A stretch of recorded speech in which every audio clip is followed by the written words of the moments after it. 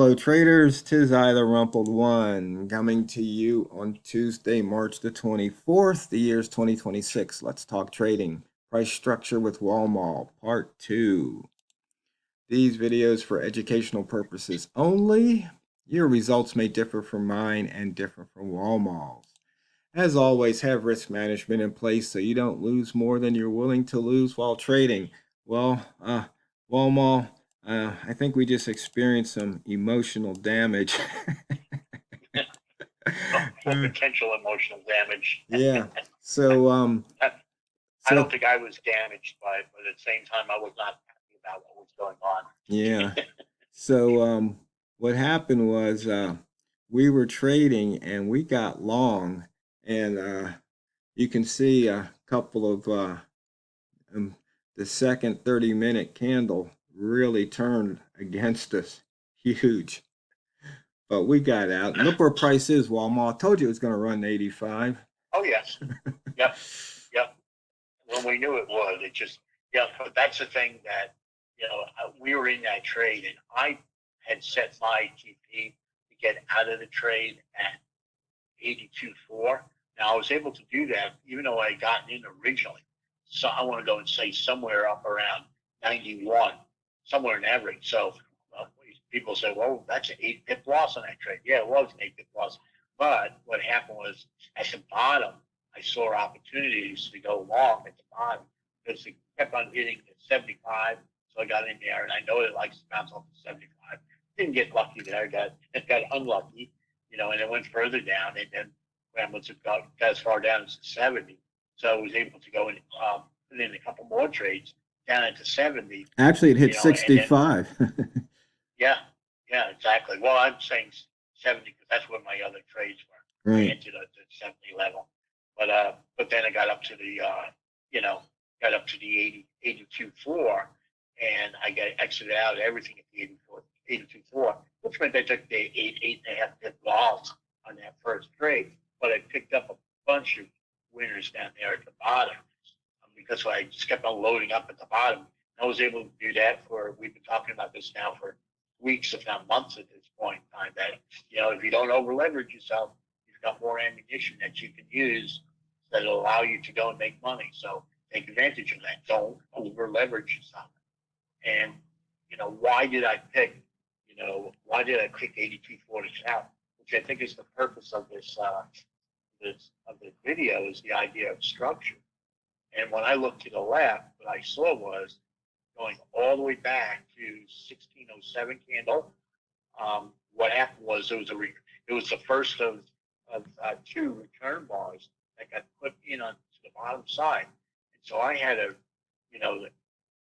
really good strong indication that it was going to get up to the midpoint of that return bar, and the midpoint of that return bar. Let me tell you exactly where it's at least on my chart. Um, the exact midpoint of that candle sits at 84.9. And I said, you know what? More times than not, if it's shooting towards the 85, it doesn't make it over it the first time. It's going to go shoot towards the middle of the return point to go and try to clean it out. So I'm going to go and put my TP right there. I'm using the structure of the market. Everybody thinks structure is, it's the high of the market and the low of the market. And that is true. But there are also structure that you can see just by looking left and saying, hey, wait a second, here's some structure over here that, that I can take advantage of. And so what I did was I put that TP there and I got out of all my trades, wound up with a nice profit. And then as TheRumpledOne said, it was going to get to the 85, and he's absolutely right. It was going to get to the 85, and above it, maybe up to the 90. It just and hit it looks 90. like it just hit. Yeah, looks like it just hit the 90. And the thing is, the problem for me was I said, you know what? It's one of those things where it's an observable thing in the market that happens so often, where it'll hit that area of that return bar, that midpoint of it, and it'll flash down. And then it may continue going down before it comes back to go and fill it. And in this particular case, it dropped down 10 pips and then turned around and then ran all the way up. And then, You know, if I would put my TP up at 90, shoot, I could have gone and picked up another 7 pips times the number of trades I was in. Yeah. So it could have been a really nice add-on. Walmal, tell the traders out there what a return bar is in case we have some new people listening in. Sure. Okay, the way I define it, I know you have a slightly different definition, but the way I define it is when you look on the chart, look for the candles that got the biggest body, you know, in what you can see on your chart. That's a return bar to me. So on a 1 minute chart, more times than not, if you're over 5 pips, it's usually about that for a 1 minute chart. You know, for a 5 minute chart, somewhere around 7, 8, 9 pips, something like that. I know, or at least I think you use the wicks as well, but I don't. I just look at the body, Right. and I'm looking just for a large body. That's what I'm looking for. Right. Is that the same as yours, or are you? Yeah. In I other am? words, wherever the and the price where it's going to return to is the open. So for bear candles, down candles, is the open, and so for we just had a return bar to M1s ago right here. Right. So On we're looking candle for two, right there. That's we're looking for yeah. price to You look at return there. yeah. You look at that thing, and the thing is, you know, it'd be interesting to go and run a statistic, a statistic on it and see. You know, what we know that it almost always. I forget what the numbers were, but it was like you ran it a long while ago. Get frequency distribution, and like 98% of the time, it went back to the open. You Yeah. know, now what would be interesting is okay, how often does it go back to the open in the current session that we're trading? Which I don't. I know I didn't run that distribution.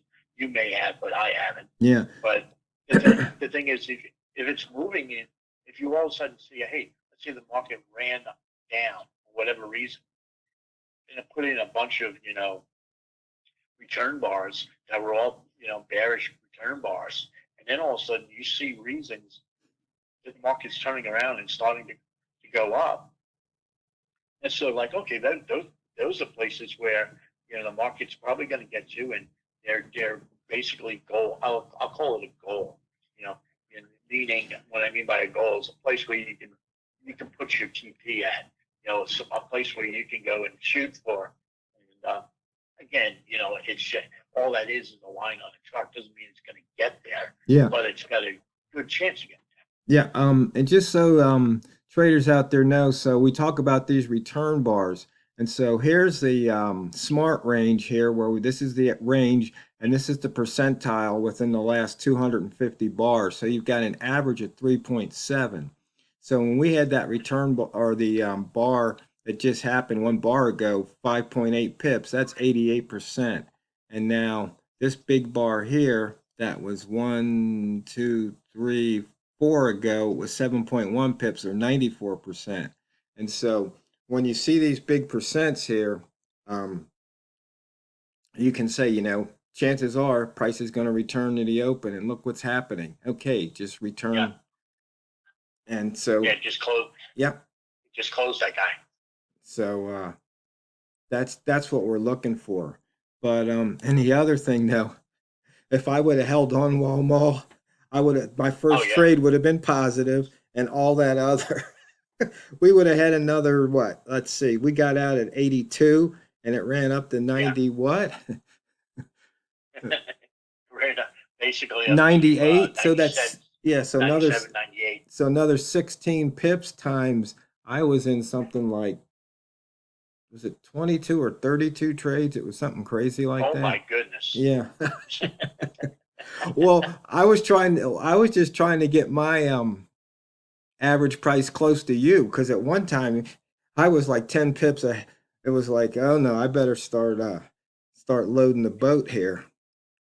Yeah. And the thing is, but you didn't load the boat just because you had attached to me.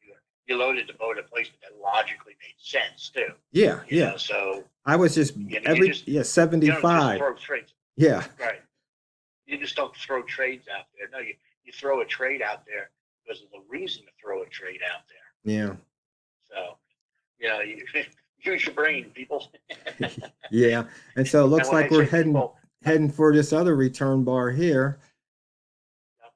now one of the things I do see a lot of times on a return bar, and part of the reason why I got out where I got out at 82.4 is it runs to the midpoint of the return bar and then it stops.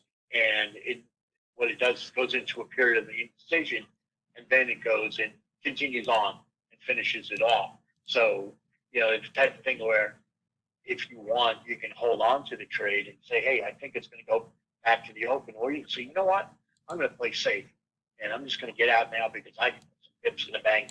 And you just got to remember that if you play it that way, don't get mad if all of a sudden, as you like to say at the buffet table, another platter of shrimp come out. You just go and say, hey, that's not what I was playing. That's not the trade I set up. The trade I set up was to go to the midpoint of the return bar. Right. It's a little bit safer to do it that way, and but of course you don't make as much money because you're not risking. Your risk is less. Guess Yeah. what? Risk reward. Yeah, exactly. So you see here, I just put the fibs back on the 3-level ZZ. So between this 3 ball at the bottom and this 3 ball at the top, you can see 33.81.8. That's the midpoint. And so it already did a 23% retrace. But so some here, if we get to that 33.81, it's going to cover that return bar.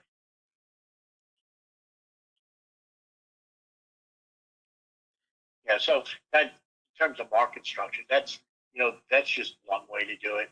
And essentially, what all market structure is. I'm going to simplify this to the point at which of ridiculousness is. All market structure is when you look to the left, where do you see price had a problem? Where did it turn? Okay, draw a line, draw a box there around that entire area, and draw that everywhere on the chart. And I know Tiro, you got a couple of VAs that will do that for you. You mean What I would indicators? recommend is, I'm sorry, You said EA, you mean indicators? indicators. I'm sorry. Yeah. I know you got a couple of indicators that'll do that for you. I would recommend a really cool thing to do is draw them yourself first, then turn the indicator on, and then see how you match up. And the reason why is you'll learn a lot more that way. If you just go and have the indicator do it for you, that can be beneficial for you, but at the same time, you don't learn anything. You need to go and learn what's there because what'll happen is that at some point in time you can have a clean chart like I have or like TRO has, where you don't even necessarily even have to put those things on the chart. You can just see it. And that's what you want. You want to get to the point where you just see it. Yeah, so in fact that big return bar, that's about what, 10 bars ago. If you look at the bar immediately after and immediately before, you see the big gap between the low and the high. Well, that's the imbalance. And you see when that price dropped off the 3 ball, put in a 1 ball, right in that area of imbalance, and then it bounced. So a lot of times that's where you can look to take profit if you're short, or if you want to try and play the bounce. That's a place where you could re-enter and continue the upward movement. But you see, it's making lower highs, so this is probably dead. And right here, in fact, here's the highest low. So you got a short trigger at 33.93. But I would wait. Well, you got an M15 red, so, but you got indicator twos all from the weekly all the way down. It's aqua. Now it just turned magenta. So, but it's struggling. And you got a flip-flop box here happening here. And you know what? We're almost out of time. So, fellow traders, I hope that was helpful. And if you have any questions, feel free to ask. And I want you to always remember and never forget, it's not what you trade, it's how you trade it. So go out there and drain the banks. This is the Rumpled One, over and out.